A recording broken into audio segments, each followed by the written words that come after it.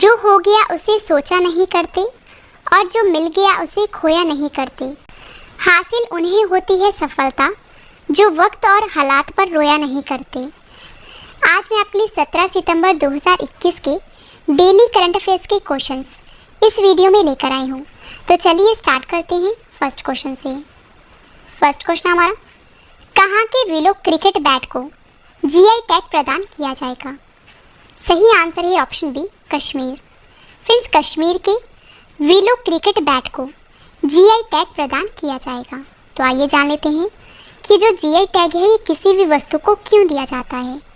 सबसे पहले आपको याद रखना है कि जीआई का पूरा नाम है ज्योग्राफिकल इंडिकेशन, और जो जीआई टैग है ये किसी भी उत्पाद के लिए एक प्रतीक चिन्ह के समान होता है, और ये दिया जाता है उत्पाद की विशिष्ट भौगोलिक उत्पत्ति, विशेष गुणवत्ता और पहचान के आधार पर दिया जाता है। तो हमारे क्वेश्चन में बात हुई है कि कश्मीर के विलो क्रिकेट बैट को जीआई टैग प्रदान किया गया है। इंपॉर्टेंट क्वेश्चन है आपके एग्जाम के लिए। और फ्रेंड्स, अब मैं आपको पिछले top 5 GI tag current affairs बता देती हूँ। फर्स्ट है, किस राज्य के हापुस आम को जीआई टैग मिला है? आंसर है महाराष्ट्र।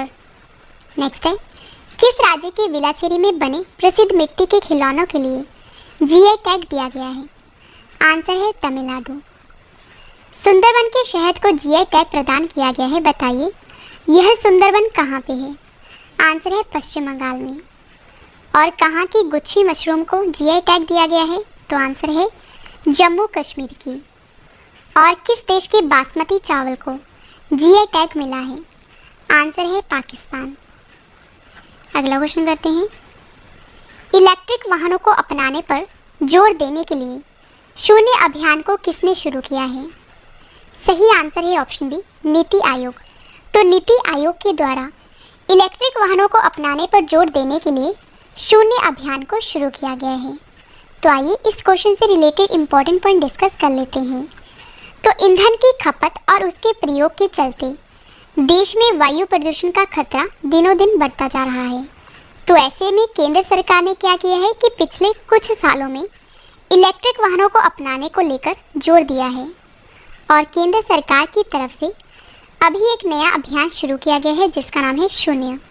और इसके तहत क्या किया जाएगा कि इलेक्ट्रिक वाहनों को अपनाने पर जोर दिया जाएगा।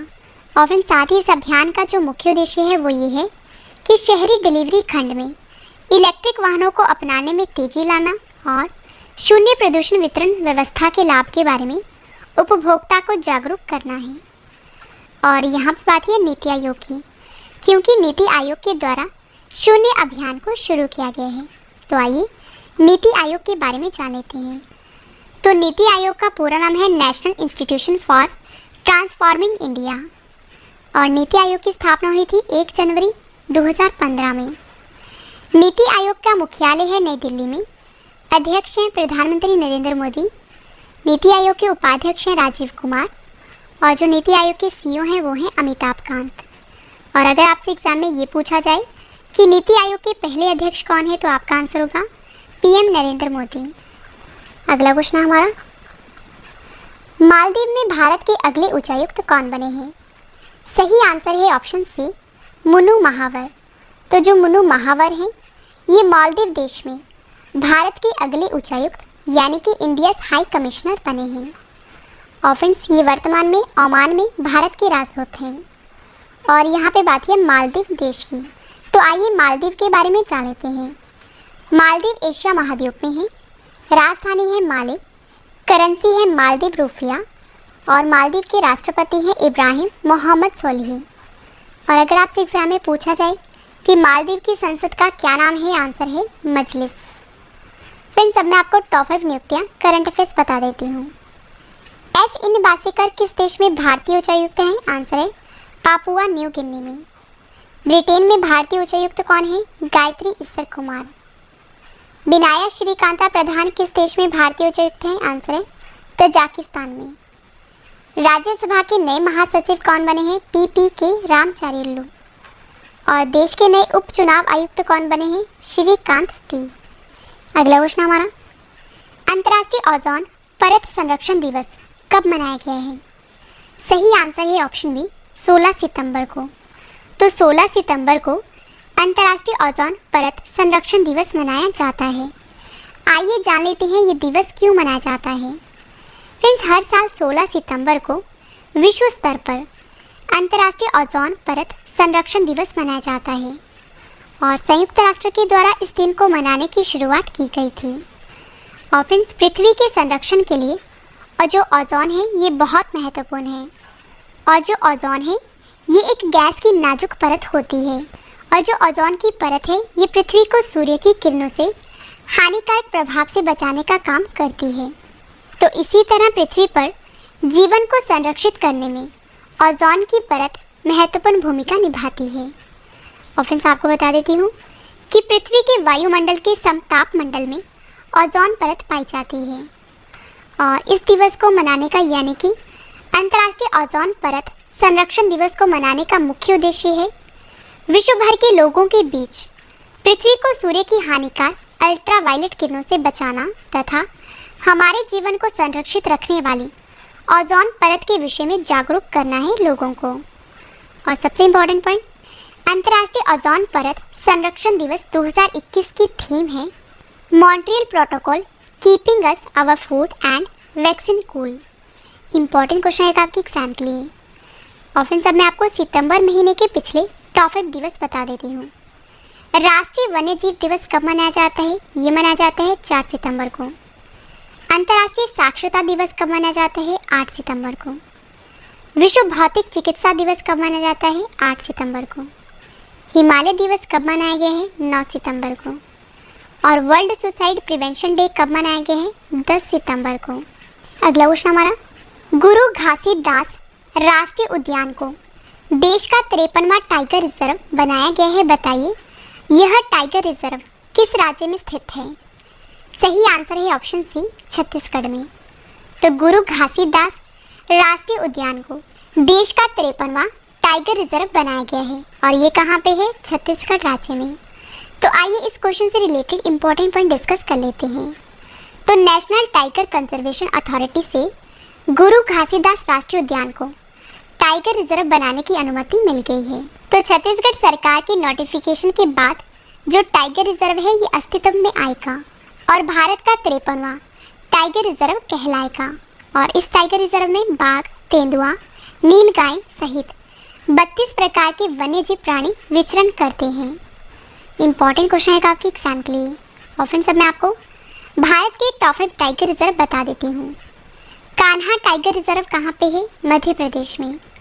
सिमलीपाल टाइगर रिजर्व कहाँ पे है? ओडिशा में। सुंदरवन टाइगर रिजर्व कहाँ पे है? Paschim Bengal. Mukundra hills tiger reserve कहाँ पे है? राजस्थान। नामदफा टाइगर रिजर्व कहाँ पे है? अरुणाचल प्रदेश। अगला क्वेश्चन हमारा, राष्ट्रीय अपराध रिकॉर्ड ब्यूरो की रिपोर्ट के अनुसार पर्यावरण अपराधों में कितने प्रतिशत वृद्धि हुई है? सही आंसर है ऑप्शन बी, 78%। तो राष्ट्रीय अपराध रिकॉर्ड ब्यूरो की रिपोर्ट के अनुसार पर्यावरण अपराधों में 78% की वृद्धि हुई है। और फ्रेंड्स, राष्ट्रीय अपराध रिकॉर्ड ब्यूरो यानी कि NCRB की रिपोर्ट के अनुसार पर्यावरण से संबंधित अपराध श्रेणी के मामले में 78.1% की वृद्धि हुई है। और वहीं देश के कुल अपराध मामलों में पिछले वर्ष की तुलना में साल 2020 में 28% की वृद्धि दर्ज की गई थी। अगला क्वेश्चन हमारा, कर्नाटक की सरकार ने किस जिले में एक मसाला पार्क स्थापित करने का निर्णय लिया है? सही आंसर है ऑप्शन सी, चिक्कामगलुरु। तो कर्नाटक की सरकार ने चिक्कामगलुरु जिले में एक मसाला पार्क को स्थापित करने का निर्णय लिया है। और फ्रेंड्स, कर्नाटक सरकार ने चिक्कामगलुरु जिले के अंबले में एक मसाला पार्क बनाने जा रही है और कृषि निर्यात को बढ़ावा देने के लिए 10 एकड़ सरकारी भूमि पर मसाला पार्क बनाया जाएगा। और यहाँ पे बात है कर्नाटक की। आइए कर्नाटक के बारे में जान लेते हैं। कर्नाटक की राजधानी है बेंगलुरु। कर्नाटक के मुख्यमंत्री हैं बसवराज बोम्मई। गवर्नर की बात करें वो हैं थावरचंद गहलोत। और फ्रेंड्स, जो भारत की स्पेस एजेंसी है जिसका नाम इसरो, इसका मुख्यालय है कर्नाटक के बेंगलुरु में। काफ़ी बार एग्जाम में पूछा जा चुका है। और जो कर्नाटक के मुख्य न्यायाधीश हैं वो हैं अभय श्रीनिवासन ओका।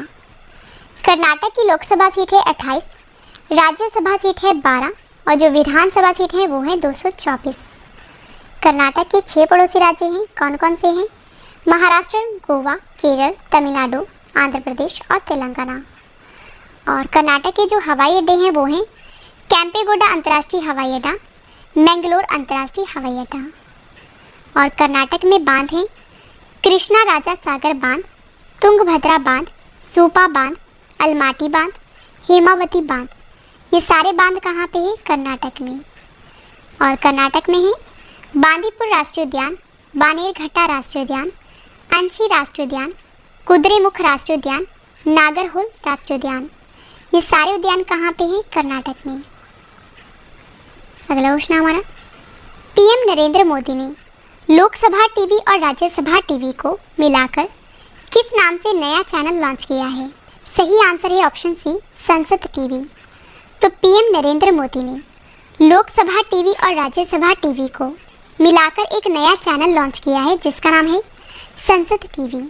और फ्रेंड्स आपको बता देती हूँ कि जो संसद टीवी है ये प्रोग्रामिंग संसद और लोकतांत्रिक संस्थानों के कामकाज, शासन और योजनाओं और नीतियों के कार्यान्वयन, भारत के इतिहास और संस्कृति और आम आदमी के हित के मुद्दों को छुएगा। और साथ ही ये नया चैनल जो है ये देश की संसदीय प्रणाली में एक और महत्वपूर्ण अध्याय को जोड़ेगा। अगला क्वेश्चन करते हैं, कार्बन डाइऑक्साइड कैप्चर करने के लिए भारत का पहला संयंत्र किस कंपनी ने चालू किया है? सही आंसर है ऑप्शन डी, टाटा स्टील ने। तो कार्बन डाइऑक्साइड कैप्चर करने के लिए जो भारत का पहला संयंत्र है टाटा स्टील कंपनी ने चालू किया है। तो टाटा स्टील ने जमशेदपुर वर्क्स में भारत का पहला कार्बन कैप्चर प्लांट चालू किया है जो क्या करेगा? ब्लास्ट फर्नेस गैस से सीधे CO2 को निकालता है। और इस उपलब्धि के साथ जो टाटा स्टील है ये ऐसी कार्बन कैप्चर तकनीक को अपनाने वाली देश की पहली स्टील कंपनी भी बन गई है। तो हमारे क्वेश्चन की जो टाइप है वो है भारत का पहला। तो अब मैं आपको भारत का पहला इससे रिलेटेड पिछले टॉप 5 करंट अफेयर्स बता देती हूँ। तो फर्स्ट है, रेल मंत्रालय ने देश की पहली ऑक्सीजन एक्सप्रेस ट्रेन को कहाँ से कहाँ तक शुरू किया है? आंसर है मुंबई से विशाखापट्टनम। नेक्स्ट है, देश के पहले 3D प्रिंटेड मकान को किसने विकसित किया है? आंसर है IIT Madras. Wild innovator award पाने वाली पहली भारतीय महिला कौन बनी है? कृति कृंत। ऑनलाइन बाढ़ रिपोर्टिंग प्रणाली को अपनाने वाला भारत का पहला राज्य कौन सा बना है? असम। और देश की पहली इलेक्ट्रिक व्हीकल सिटी कौन सी बनी है? केवड़िया। लास्ट क्वेश्चन है इस वीडियो का और इसके बाद है रिवीजन पार्ट, वो भी आप जरूर देखना। सड़क दुर्घटना को कम करने में मदद करने के लिए आई रास्ते रोड सेफ्टी प्रोजेक्ट को किसने लॉन्च किया है? सही आंसर है ऑप्शन सी, नितिन गडकरी ने। तो सड़क दुर्घटना को कम करने में मदद करने के लिए आई रास्ते रोड सेफ्टी प्रोजेक्ट को नितिन गडकरी ने लॉन्च किया है। और केंद्रीय सड़क परिवहन मंत्री नितिन गडकरी जो हैं इन्होंने आर्टिफिशियल इंटेलिजेंस संचालित परियोजना जो है यानी कि आई रास्ते का शुभारंभ किया है। और इस परियोजना का जो उद्देश्य है वो है कि सड़क दुर्घटना को कम करने में मदद करना और इन घटनाओं के लिए जिम्मेदार कारकों को समझना और उन्हें कम करने के लिए समाधान निकालना है। और आई रास्ते का मतलब है प्रौद्योगिकी और इंजीनियरिंग के माध्यम से सड़क सुरक्षा के लिए बुद्धिमान समाधान। इंपॉर्टेंट क्वेश्चन है आपके एग्जाम के लिए। तो चलिए अब स्टार्ट करते हैं रिवीजन पार्ट। तो चलिए स्टार्ट करते हैं फर्स्ट क्वेश्चन से। फर्स्ट क्वेश्चन है रिवीजन का, कहाँ के विलो क्रिकेट बैट को GI टैग दिया गया है? आंसर है कश्मीर। नेक्स्ट है, इलेक्ट्रिक वाहनों को अपनाने पर जोर देने के लिए शून्य अभियान को किसने शुरू किया है? आंसर है नीति आयोग ने। नेक्स्ट है, मालदीव में भारत के अगले उच्चायुक्त कौन बने हैं? मुनु महावर। अंतर्राष्ट्रीय ओजोन परत संरक्षण दिवस कब मनाया गया है? आंसर है 16 सितंबर को। नेक्स्ट है, गुरु घासीदास राष्ट्रीय उद्यान को देश का 53वां टाइगर रिजर्व बनाया गया है। बताइए यह टाइगर रिजर्व किस राज्य में स्थित है? आंसर है छत्तीसगढ़। नेक्स्ट है, राष्ट्रीय अपराध रिकॉर्ड ब्यूरो की रिपोर्ट के अनुसार पर्यावरण अपराधों में कितने प्रतिशत वृद्धि हुई है? आंसर है 78%। अगला क्वेश्चन है रिवीजन का, कर्नाटक की सरकार ने किस जिले में एक मसाला पार्क स्थापित करने का निर्णय लिया है? आंसर है चिक्कामंगलुरु। नेक्स्ट है, पीएम नरेंद्र मोदी ने लोकसभा टीवी और राज्यसभा टीवी को मिलाकर किस नाम से नया चैनल लॉन्च किया है? आंसर है संसद टीवी। नेक्स्ट है, कार्बन डाइऑक्साइड कैप्चर करने के लिए भारत का पहला संयंत्र किस कंपनी ने चालू किया है? आंसर है टाटा स्टील। लास्ट क्वेश्चन है रिवीजन का, सड़क दुर्घटना को कम करने में मदद करने के लिए आई रास्ते रोड सेफ्टी प्रोजेक्ट को किसने लॉन्च किया है? आंसर है नितिन गडकरी ने। और अब इस वीडियो का एक और बेहतरीन पार्ट है, वो है स्टैटिक जी के सेट। तो चलिए स्टार्ट करते हैं फर्स्ट क्वेश्चन से। फर्स्ट क्वेश्चन हमारा, संविधान सभा की पहली बैठक कब हुई? आंसर है 9 दिसंबर 1946 को। नेक्स्ट है, संविधान सभा के अस्थायी अध्यक्ष कौन थे? आंसर है डॉक्टर सच्चिदानंद सिन्हा। संविधान सभा के स्थायी अध्यक्ष कौन थे? डॉक्टर राजेंद्र प्रसाद। नेक्स्ट है, मानव अधिकार दिवस कब मनाया जाता है? 10 दिसंबर को। भारत में परमाणु ऊर्जा आयोग की स्थापना कब की गई थी? वर्ष 1948 में। नेक्स्ट है, भाभा परमाणु अनुसंधान केंद्र कहाँ स्थित है? आंसर है ट्राम्बी। नेक्स्ट है, चैल हिल स्टेशन किस राज्य में स्थित है? आंसर है हिमाचल प्रदेश में। अगला क्वेश्चन है, विक्रमशिला विश्वविद्यालय की स्थापना किसने की? धर्मपाल ने। वनस्पति विज्ञान के जनक कौन है? आंसर है थियोफ्रेट्स। लास्ट क्वेश्चन है स्टैटिक जीके का, चंद्रमा पर एक विस्फोट होता है, इसकी आवाज़ पृथ्वी पर, तो आंसर है सुनाई नहीं देगी। और अब इस वीडियो का एक और बेहतरीन पार्ट है, वो है टेस्ट। तो चलिए स्टार्ट करते हैं टेस्ट, और टेस्ट के लिए आपको ऑल दी बेस्ट। पहला क्वेश्चन हमारा टेस्ट का, ड्राई राशन योजना को किस राज्य की सरकार ने शुरू किया है? 4 ऑप्शन आपके पास, आंसर आपने कमेंट करके बताना है। सही आंसर है ऑप्शन बी, ओडिशा। अंतर्राष्ट्रीय लोकतंत्र दिवस 2021 कब मनाया गया है? सही आंसर है ऑप्शन ए, 15 सितंबर को। स्वामी ब्रह्मानंद पुरस्कार 2021 से किससे सम्मानित किया गया है? सही आंसर है ऑप्शन बी, आनंद कुमार। दिल्ली के कश्मीरी गेट मेट्रो स्टेशन पर भारत की पहली फास्टैग आधारित मेट्रो पार्किंग सुविधा को किसने शुरू किया है? सही आंसर है option A, Paytm payments bank limited ने। अंतर्राष्ट्रीय ओलंपिक समिति ने किस देश को 2022 शीतकालीन ओलंपिक से निलंबित कर दिया है? सही आंसर है ऑप्शन बी, उत्तर कोरिया। प्रधानमंत्री नरेंद्र मोदी ने 14 सितंबर 2021 को कहां पर राजा महेंद्र प्रताप सिंह स्टेट यूनिवर्सिटी की आधारशिला रखी है? सही आंसर है ऑप्शन ए, अलीगढ़। किस शिक्षा बोर्ड को यूनेस्को साक्षरता पुरस्कार प्रदान किया गया है? सही आंसर है option D, NIOS। Asia Olympic परिषद के कार्यवाहक अध्यक्ष कौन बने हैं? सही आंसर है ऑप्शन बी, राजा रणधीर सिंह। किस IIT संस्थान ने प्रोजेक्ट उड़ान को लॉन्च किया है? सही आंसर है option A, IIT Bombay. Last question है टेस्ट का, राष्ट्रीय इंजीनियर्स दिवस कब मनाया गया है? सही आंसर है ऑप्शन डी, 15 सितंबर को।